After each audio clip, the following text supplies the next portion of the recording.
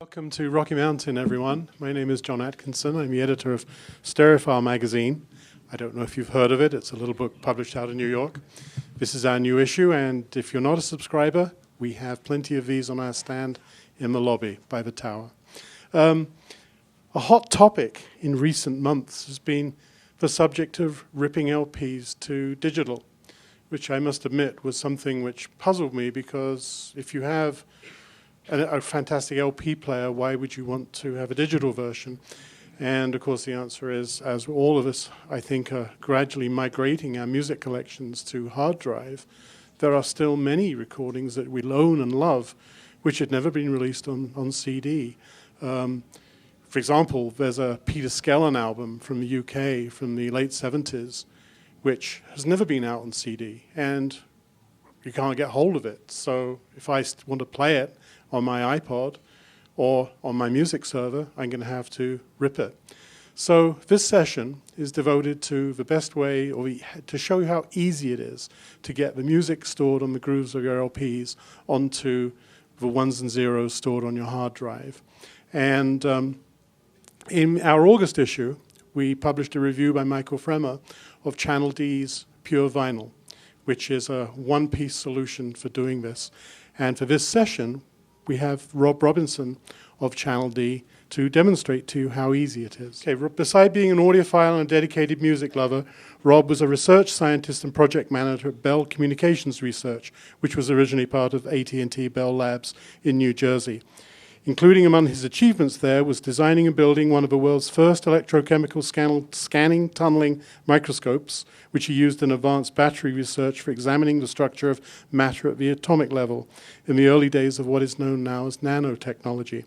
Dr. Robinson has been responsible for product creation at Channel D since 1996. So, Dr. Rob, over to you. Thanks very much, John.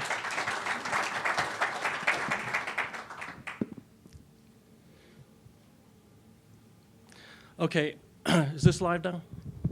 Everybody hear me? Okay, I just want to give you an overview of the format of this discussion we're going to have today. I'm going to cover the basics. So basically, I'm going to show you everything you need to know and need to get from start to finish to do high-resolution vinyl transfers to digital formats. I'll demonstrate the use of the equipment by hooking it up live as we go along. So this will be a step-by-step walkthrough of the process. So we'll go really, really basic level here. After some introductory comments, I'll do a live ripping session. And while that's in progress, I'll explain the details and also field questions from the audience that you might have. Okay, everybody's probably seen these USB turntables advertised in, the newspaper for convert your vinyl collection to your iPod, etc. We're not going to take that approach today. We're going to treat vinyl as a premium high-fidelity format for delivering music, not a throwaway format, something that you would just shun as having these defects that everybody knows the buzzwords there, right? Pops, clicks, noise, hiss, right? Okay, and sure, there are a lot of people that look upon vinyl nostalgically and say, well, the reason for the resurgence in interest is because of this nostalgia. And, there's a lot of people driving antique automobiles, but I don't see a big increase in antique automobile production lines to the extent that you see vinyl production going up and increasing in number, in a large part because of reissues of old releases, but also new recordings as well. Now, for new recordings, of course, we might have to concede vinyl's mantle of superiority, if some of us believe that, to high-resolution sourced digital formats. But there will always be, as John pointed out, out-of-print music that is only available today on the vinyl format.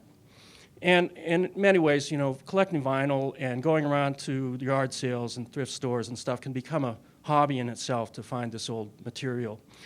And another thing to keep in mind is that these vinyl records last quite a long time, and we're really collectors. We're stewards of our collection, and it's going to pass along to somebody else, not like downloadable digital, not like those shiny silver discs that end up in landfills. we're stewards of this stuff. It has value. Okay, so the goals here are, number one, we want to try and capture as much of the information on the vinyl as possible. We want to do a faithful transfer of everything that's in the vinyl to a digital format. And second, the goal that we're after here is to make the transfer on playback indistinguishable from the analog playback. And maybe even better, can I say that? And you're probably thinking something else than what I'm thinking right now, and I'll explain what I mean in just a few minutes. Okay, so like I said, I'm going to start right from scratch, and I'll cover all the pieces of equipment that you need. So we'll start off with the computer. I'm going to be using a Mac computer. A lot of people use Windows PC platforms for this. They're certainly more flexible in terms of the options that you have, but in terms of configuring it, it's a lot easier, I think, to use the Mac platform. So, like I said, we're going to go with the basics here, so we're going to try and do this the easiest way possible. So I'll start up by starting up the computer.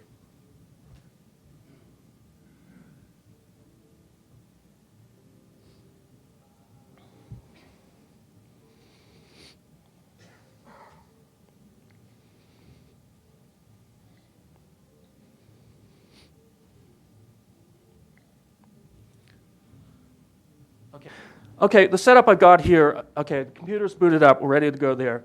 I've deliberately chosen a budget price turntable here for reasons that I'll explain in a few minutes. So we got a Project Debut 3, it's about $300.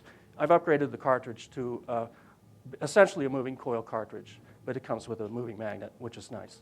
I've also updated the wiring to balanced interconnects so that I can use professional audio interface to get the audio into the computer. Okay, so next thing you need is you need a way to get the audio from the turntable into the computer. And that calls for one other piece of hardware here. Well, actually two, if you count the preamp. So, oops.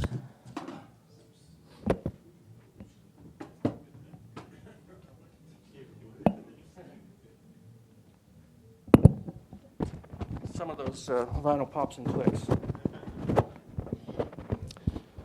Okay, everybody has a phono stage. Basically, the role of the phono stage is to amplify the signal from the vinyl, apply RAA correction, which is to compensate for deficiencies in the physical medium, and then you play that through your loudspeakers. The RAA correction. Okay. In the recording process, we have to apply what's called RAA emphasis, which reduces the low frequencies. This is frequency versus amplitude. And so this is 40 decibels from bottom to top. So that's a factor of 10. That's another factor of 10 in terms of voltage. So it's a factor of 100 that we're deliberately altering the frequency balance of the recording so that it can fit onto the vinyl format.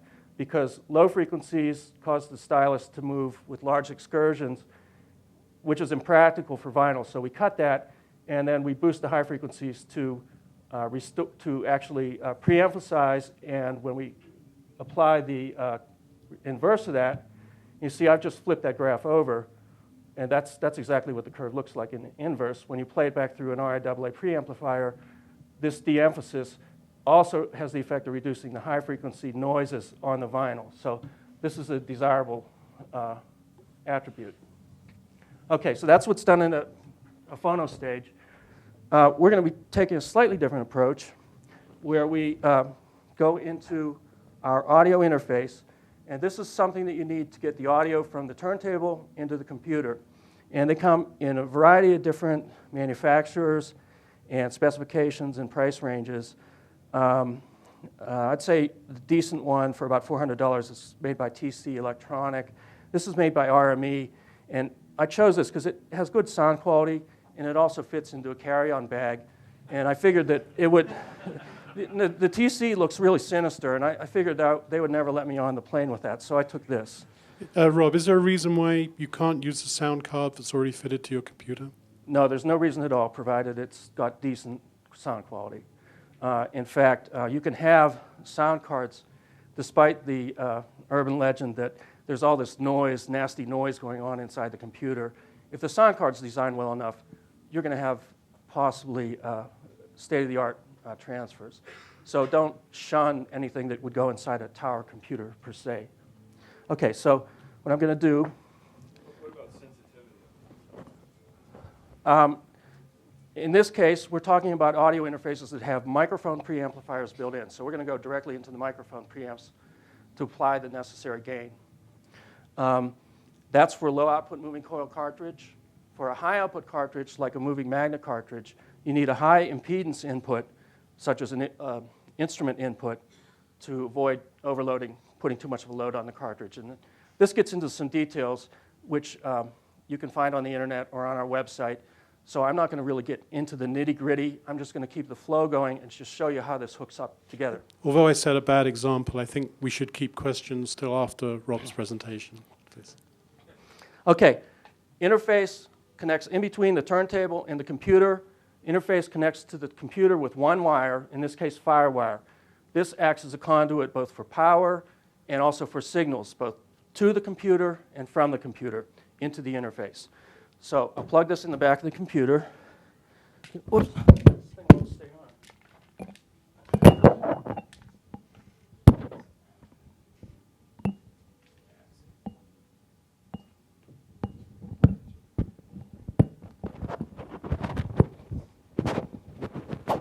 Okay, firewire connection. There are also USB interfaces that work just as well.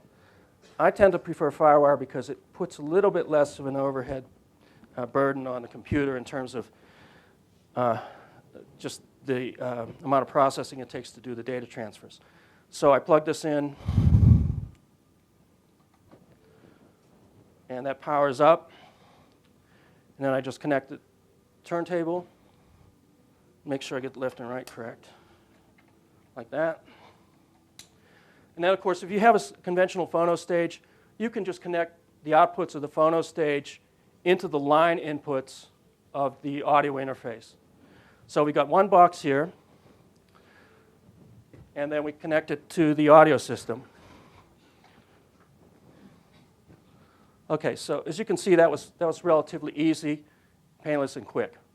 The only details were installing the driver for this interface on the computer, which just takes a few minutes, and you only have to do that once. Okay, now I'm going to try and avoid jargon as much as possible, but there's a few terms that you need to be aware of when you want to try to do this transfer to the highest degree of quality possible. Sample rate. Okay, everybody knows CDs have a sample rate of 44.1 kilohertz. Of course, there's the argument that you can't hear anything above half that sample rate, 20 kilohertz or so. I'm going to prove to you that there's information on vinyl that's higher in frequency than that and worth capturing. And remember, I stated the goal was to, as accurately as possible, transfer as much of the information from the vinyl grooves as we can. So I'm not going to play any trick audiophile recordings here that have all this weird percussion that has all these high frequencies. I'm going to actually play an antique recording. Okay, 1960. And just to prove that I'm not like switching it with something else.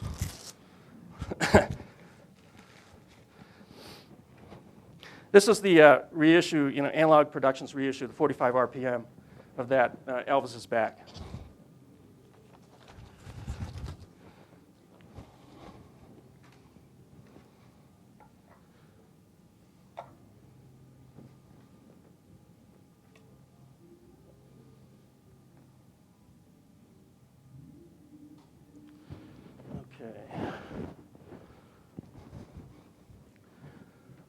I'm going to talk a little bit about software, but let me just launch an application that we're going to use to get sound play through here, and then I'll talk about that a little bit more.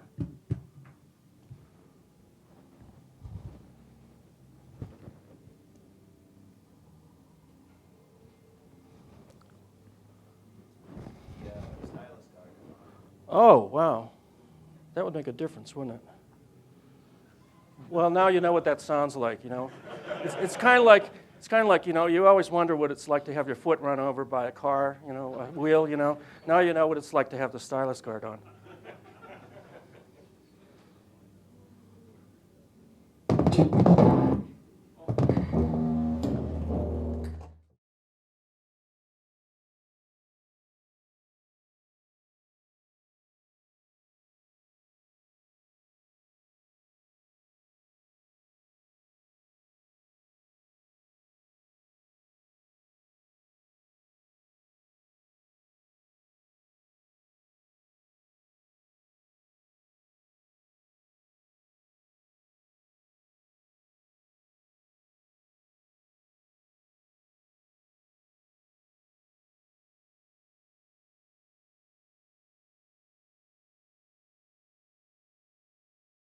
I'm going to lift the stylus just for a second, just so you can see the background.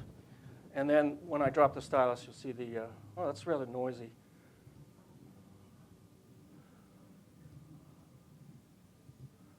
Okay, what this is, it's a plot of the amplitude of the signal at various frequencies going from 0, or DC, to 96 kilohertz, which is half the sample rate of the audio interface I'm using, 192 kilohertz, versus time. So the display is scrolling vertically like that. All right, I'm going to turn this down a little bit.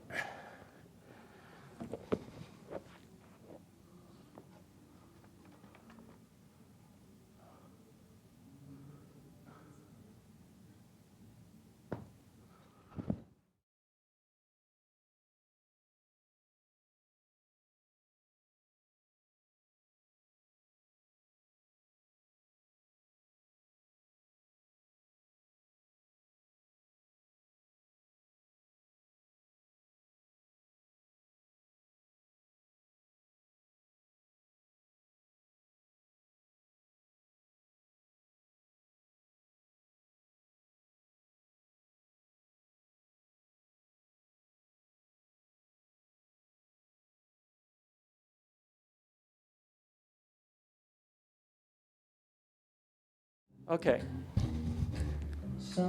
So, capturing everything that's on the vinyl and preserving it as much as possible. And keep in mind, I said this is a very modestly priced playback setup. This is very modest. Imagine what's possible with a high-end setup.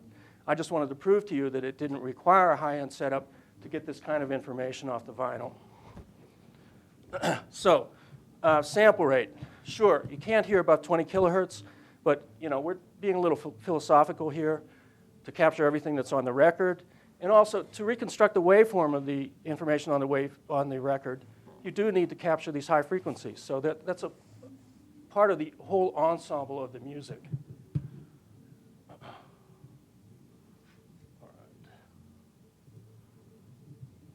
Okay.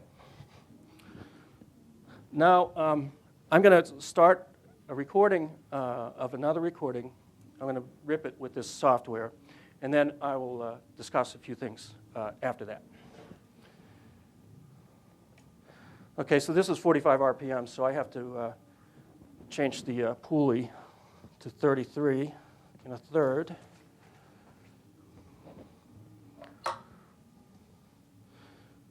I know I'm supposed to, well, actually I should use the, to keep the oils off the,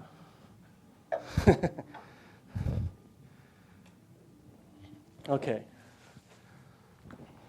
What I'm going to do, I'm not going to do the whole record, but I'm going to do 3 cuts from each side just to give you an idea of the workflow and the general process involved. So again, I've got a new record here.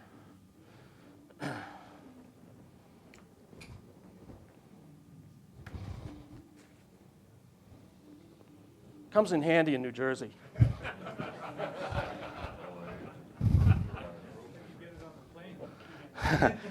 That's a secret. Is that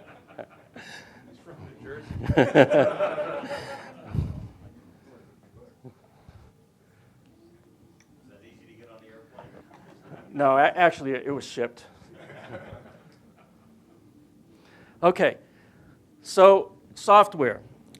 Okay, here, of course, we're showing Channel D pure vinyl. There are some other, actually free software applications you would also consider using for this purpose. A very popular one's called Audacity. It's what's called open source software, and it's free. It uses a waveform sort of based paradigm, so you click and you record, then you stop recording, then you flip the record and you keep recording, and so forth. And of course, on the PC side, there are also similar types of recording applications. But I'll be using this for the demo. The way it works is that you just click, and there's really a lot of ambient noise in this room. Okay, I hope it works. The way this works is that you start a recording session and you type in the information on the album, and then there's another feature in the software called a recording trigger, and what that does is it watches and waits for the stylus drop and then begins recording the vinyl, and then when you finish the side, you lift the stylus, recording stops, you can clean the record, other side of the record, clean the stylus, etc. So I'll start this right now. Wireless keyboard.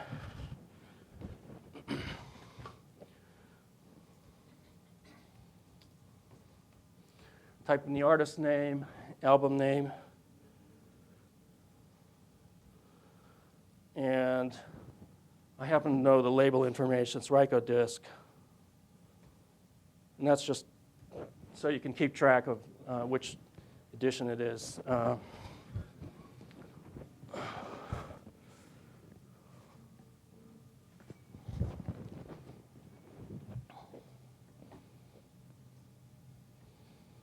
Okay, and record. All right, it's ready to record, and now it's waiting for me to drop the stylus and begin the recording.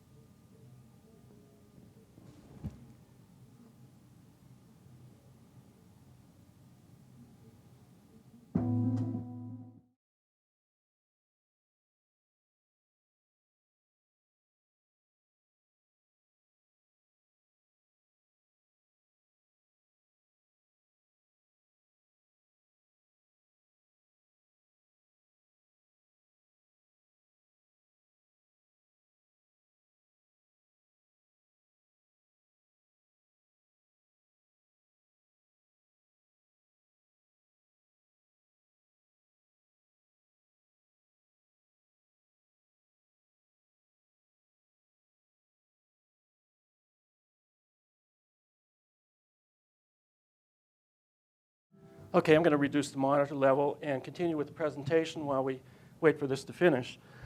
Okay, one of the number one parameters that you worry about is sample rate. Another one is resolution or bit depth. Popular or traditional bit depths are 16 bits and 24 bits. Now, on the internet, you often see someone say, why should I bother recording vinyl at higher than 16 bits resolution? Because the dynamic range of vinyl is less than 16 bits. 16 bits is 96 decibels. Vinyl is somewhere between 60, 70 or so decibels. Well, it's not about the dynamic range. It's about the resolution. And if you think of the digital waveform as being composed of individual discrete steps that describe, for instance, a sine wave, the size of those steps is determined by the bit depth. So 24 bits has steps that are 1/256th smaller than 16 bits. And the idea is when you compare the waveforms of the analog waveform to the digital representation, you can't tell the difference with 24 bits because it's buried in the noise. 16 bits you can. Another way to look at it is entries to buildings. You've got ramps and you've got steps that you walk up to get into the building. The ramp is like the analog waveform, and the steps are like the digital representation. So think of those steps as 16-bit resolution. 24-bit would be more like the ramp, 1/256 smaller than the size of those steps, and so you'd have to get down to a microscopic level to see those individual steps, and really you're starting to get into the roughness of the concrete you can't see those anymore. So 24 bits is really the way to go. It's not about dynamic range, it's about resolution. Strategy, vinyl ripping strategy. I've been doing this vinyl transfer to digital for over 20 years now, since I picked up a DAT recorder in Tokyo in 1988. And that was back when you couldn't get them in the United States because the record industry was afraid that this was going to start a new wave of piracy.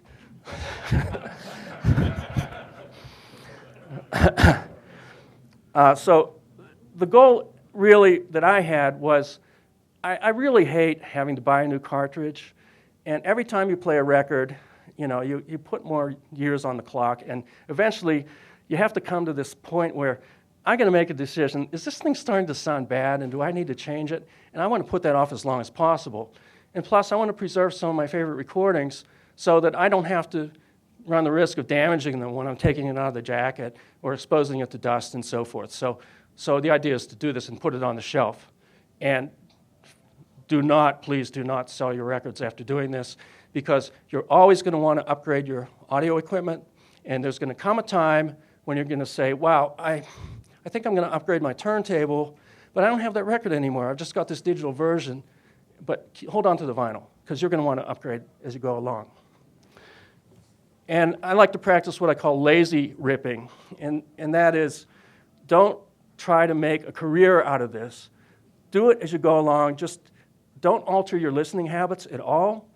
Just continue playing the records the way you usually do, except now record them. But don't create a production line, because it'll lead to frustration. You try to make this fun, not a job. Okay, storage.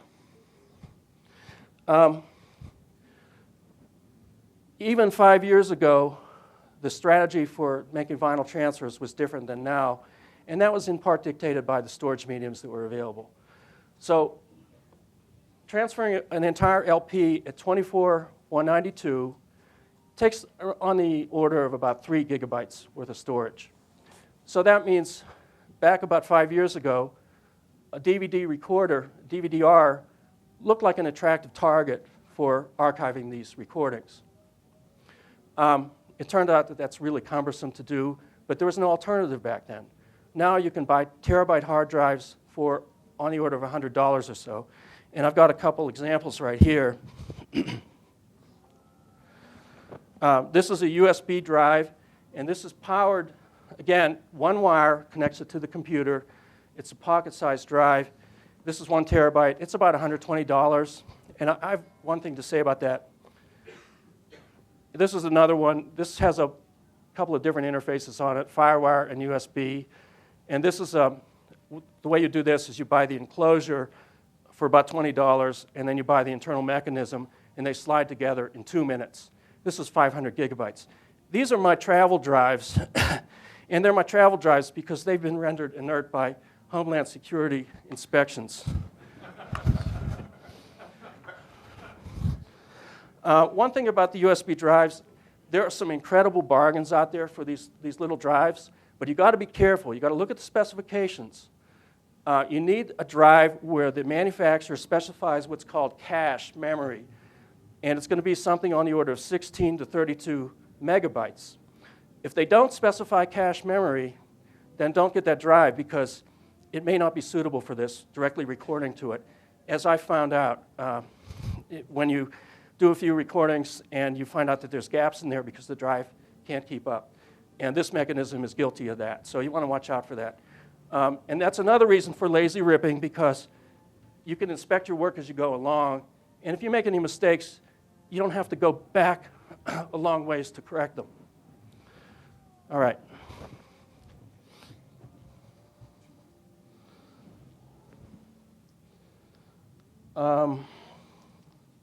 Computers. I've got a Mac Mini here, the new generation. The stock out-of-the-box version is fine. I would tend to avoid laptops for the reason that the OS tends to have features built in for the purpose of conserving the battery life. And these things will kick in just in the middle of recording when you don't want them, it'll throttle back the CPU speed, or it might put the hard drive to sleep or something like that. So sure, you can use a laptop drive, but I wouldn't strictly recommend it if you have a choice.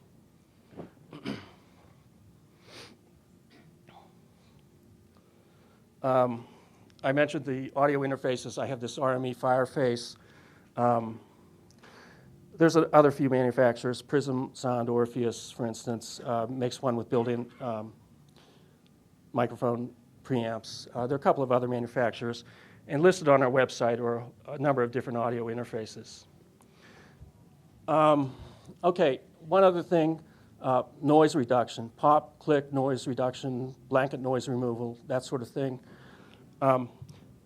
That's really suitable for restoration purposes. If you want to do audiophile type of transfers, you're going to be starting out with pristine, high-quality recordings that make it worth transferring at these high sample rates. For restoration, there are third-party applications available, such as this thing called Click Repair, that you can run your files through to do blanket noise reduction. But as far as excising pops and clicks, if you have a recording that has lots of defects in it, you're better off trying to find another version of the recording on the internet, say through a gem or something like that, rather than going through all the trouble of trying to excise many, many, many pops and clicks, and in the process, interfering with the sound quality. I can field a few questions now while we're waiting for this first slide to complete.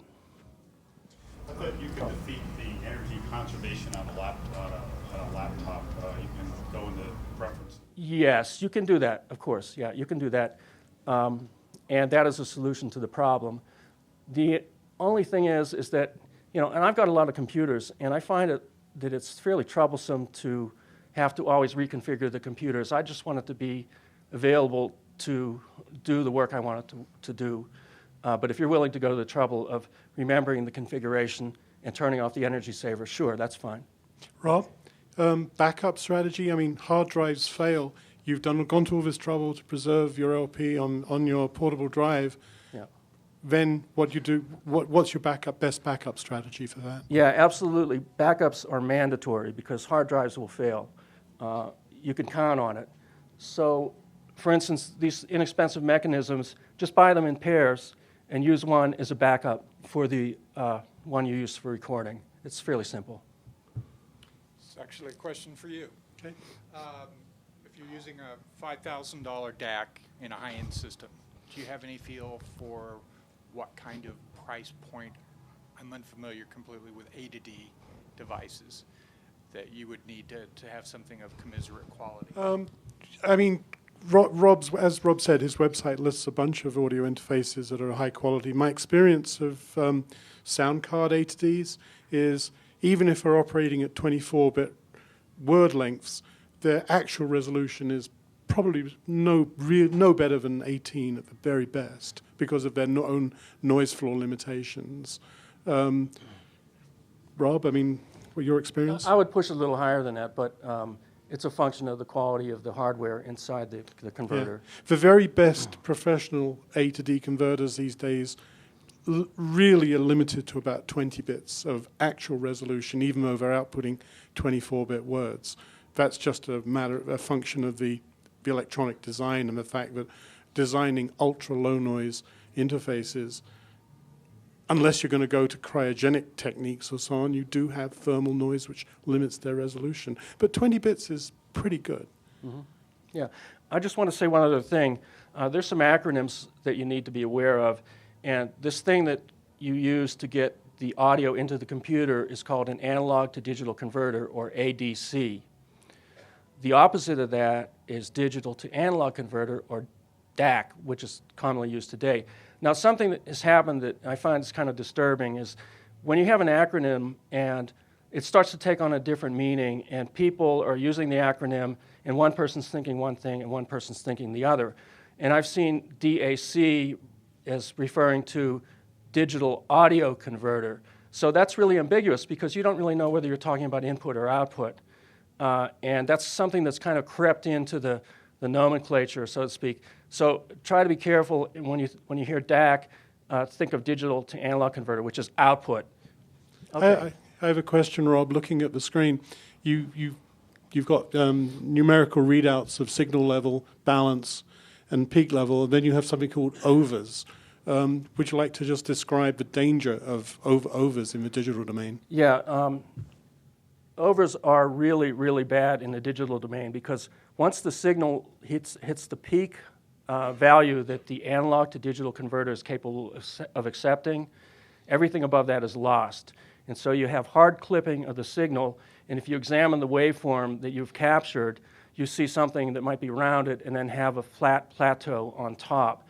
And this is commonly seen in today's very highly produced pop recordings that are over-compressed, and you see lots of really hard clipping in there. And what's really interesting is if you look at vinyl releases of the same material, and you look at the waveform, you don't see these clipping, but you can be fooled because they can be made from the same master, and there's still clipping in there, but you have to look more carefully. And what you have to do is consider that that vinyl is not flat down to DC, so you don't see those pyramidal tops on the waveforms. You see those are slanted now, and you have to look really carefully to see those. All right, I'm going to flip this over and then continue. You see we lifted the stylus, thank you, and it's detected the stylus lift, and we're paused. Now we can flip the record over and continue. Some of the third-party applications don't have this feature, which is really useful because you don't want to have to try to remember things. You're trying to enjoy this record while you're capturing it and not get too involved with the nitty-gritty details. So now I click Continue to resume recording, and it's ready to record side 2.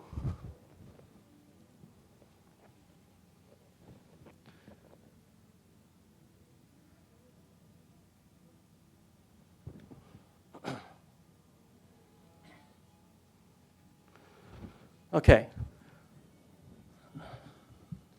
So, Rob, if you want to avoid overs, how do you Yes. you basically want the maximum level on the LP not to exceed, say, like -3 on your meter. Yeah, that's- How do you arrange that easily? Okay. What I tend to do is before I record an album, especially when you're getting into this for the first time, you want to experiment and preview some of the very loudest levels on the recording and use that to set your overall levels. Now, generally, once you get into this, you don't really have to tweak the input levels very much because the difference in sort of hotness of different vinyls does not vary that much. So once you get the overall gain structure of your setup established by changing the input gain on the microphone preamps in this case, you want to aim for peak levels anywhere above, say, -16 dB to about -8. That'll give you some extra headroom in case you encounter unexpectedly high levels. Again, you can be very, very meticulous about this and try to get it close to 0 dB. But again, we're trying to have fun here and not make a career out of it. Sure, you're going to get a little bit more performance from the ADC by increasing the input levels a little bit more, but it's going to be a lot more work, and you're not going to really hear that much of a difference. Yeah, I said -3 because of the AD converters I've tested. Almost all start to produce higher levels of distortion above -3. Mm-hmm. So, Okay. All right, what I'm going to do here is we're getting short on time, so I'm going to stop this recording.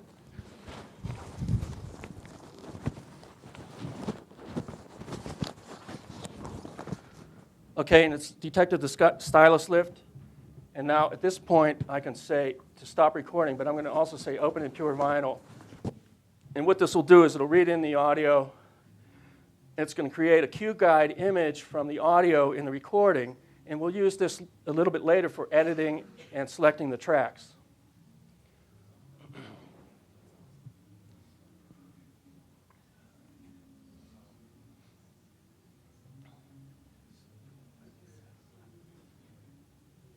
Okay, this one, of course, there's not as much audio, so it's a little bit faster. Okay, at this point, what you can choose to do is, I'll turn this up a little bit.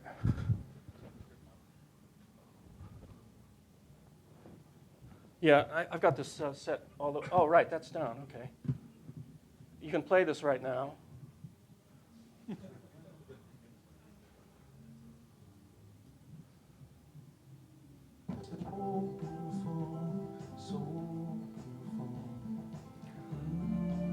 Or now I can do a little bit of fine tuning with the editing features.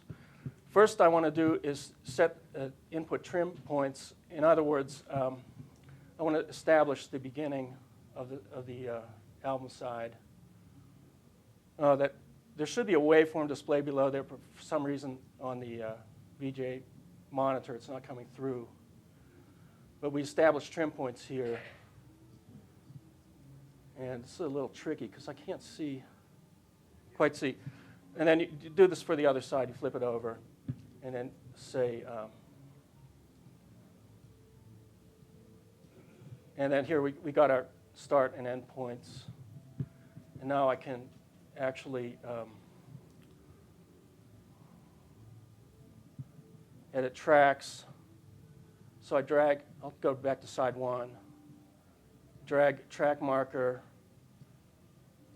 and then, and again, I don't know why the waveform isn't showing, but I would use this to set that track point. So that's track number 1, and then now track number 2, like that. I really wish that waveform was showing right now. It'd be so much more interesting. And then number 3. And then now, it's showing 4 tracks.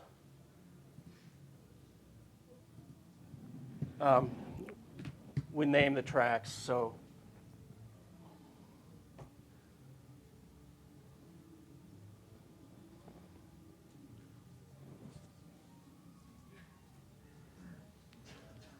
etc. And then I'll just skip ahead here. And the final process is to actually render the tracks. And what this will do is it'll take the markers that we established and create individual tracks on the disk. So here we got the album. And so it's now splitting out those tracks that we've put in there. And I'm sorry, there's 4 tracks in there. It must have been the trim, and I can't quite see it from this angle. And then once that process is finished, and again, we're moving lots of data around here. You can see these tracks individually as AIF files are on the order of hundreds of megabytes. While it's doing that, Rob, what file format do you recommend? I would tend to go with something like Apple Lossless, in fact, because it does save on storage. And when you have your files stored on network drives, it does make access a lot faster because there's a lot less data that has to flow over the network pipe. And in the PC world, you'd say recommend using FLAC for the same Yes, reason? that's correct.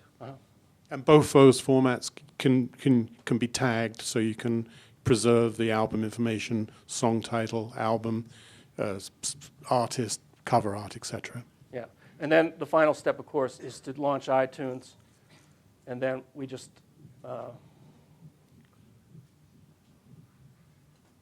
take those files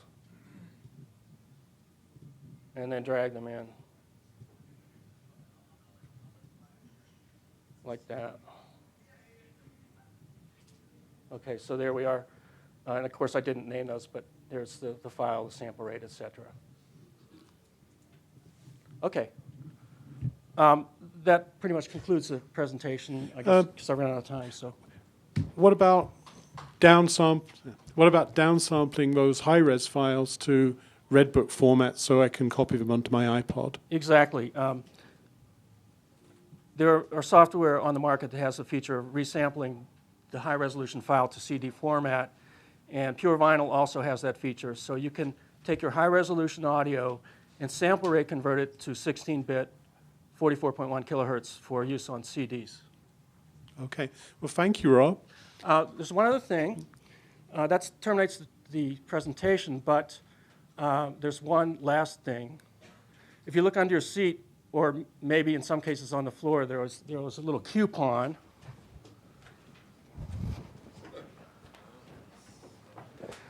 And so that will give you $25 off license for pure vinyl.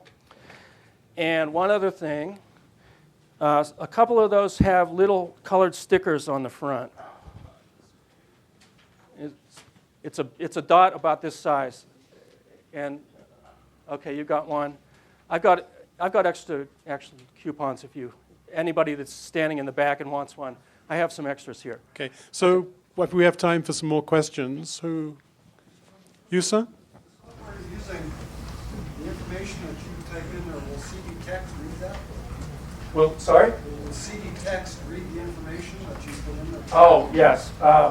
No, it won't. And unfortunately, it's a little tricky because that's somewhat dependent upon the track timings and so forth. And I don't really have a good answer for that. In theory, it should work where you put the tracks into your iTunes and it'll tell you the track titles, but I wouldn't depend on it. Okay. Sir? How much is your software? It goes for $229 right now. Okay. Sir? The image you show of the actual groove, is that actually a real image? Is this basically what the stylus sees in a digitized? Yeah, more or less. It's an image constructed using the same techniques used in that spectrum analyzer where the amplitude is mapped to an intensity value. Now think of it. This is now an optical image. So theoretically, you could actually take a high resolution picture of your vinyl. Yeah. Without playing it. Yeah, but you need to capture the 3D topography, which is where it gets tricky. Yeah, you have to have a 3D type of scanner, which is really, that's the key. We have a question right at the back.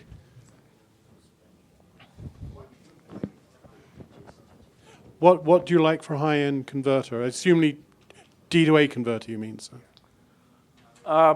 It depends on your budget. I like Lynx products, for instance. They do 24-192. It depends. Lynx, it's a company in California. Prism is fine. Metric Halo is another brand, for instance. My suggestion would be to go on the internet and research it. But in my own work, I use Lynx Aurora. It's an 8-channel input and output. We have, in Stereophile in our October issue, our recommended components listing does include a lot of high-performance D2A converters we've found to give good performance. To whom? No. I mean, if you read my sound card reviews, I always look at the A to D converters, but we don't publish reviews of A to D converters in general because they tend to be pro-audio. Yeah. Another question, sir? Did you take a signal from an old analog tape deck instead of the vinyl? Yeah, exactly. And you can actually take the raw signal off the tape head and avoid the correction circuitry, the NAB correction, and do that in the digital domain. And as far as doing it in the digital domain, we've gotten a lot of resistance to the idea, but I think more and more people are realizing that this is what I mean when I said in the beginning of the talk that these digital transfers, not only is the goal to make them sound as good or indistinguishable to the analog playback, but also better. And better in this case is not because I've done noise reduction or any of that stuff, but it's because I've done the RIAA correction in the digital domain. And actually, not to get too commercial here, but I've got some copies of the Stereophile issue, August issue, with reviews of the product in there where Michael Framer does talk about the sound quality of the digital RIAA correction. So you're free to take them if you like.